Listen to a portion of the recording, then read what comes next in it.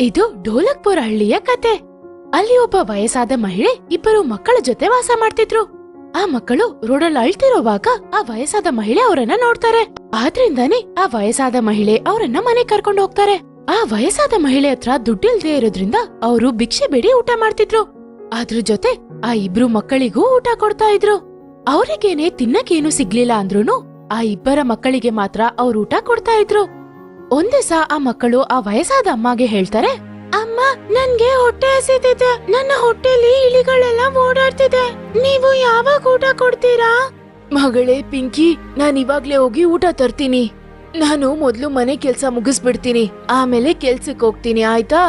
ಆಮೇಲೆ ಅಲ್ಲಿಂದಾನೆ ನಿಮ್ಮಿಬ್ರಿಗೂ ಊಟ ತರ್ತೀನಿ. ಅಮ್ಮ, ನೀವು ಆಮೇಲೆ ಕೆಲ್ಸ ಮಾಡ್ಕೊಳ್ಳಿ. ನನ್ಗೆ ತುಂಬಾನೇ ಹೊಟ್ಟೆ ಹಸಿತಿದೆ. ನೀವ್ ಬೇಗನೆ ಕೆಲ್ಸಕ್ ಹೋಗಿ, ಆಮೇಲೆ ಬೇಗ ನಮ್ಗೆ ಊಟ ತಗೊಂಬನ್ನಿ. ಹಾ ಅಮ್ಮ, ಅಕ್ಕ ಸರಿ ಹೇಳ್ತೀಯಾಳೆ. ನಂಗೂ ಜೋರಾಗಿ ಹಸಿವಾಗ್ತಾ ಇದೆ. ಆ ವಯಸ್ಸಾದ ಮಹಿಳೆ ಭಿಕ್ಷೆ ಬಿಡಕ್ಕೆ ಹೋಗ್ತಾರೆ.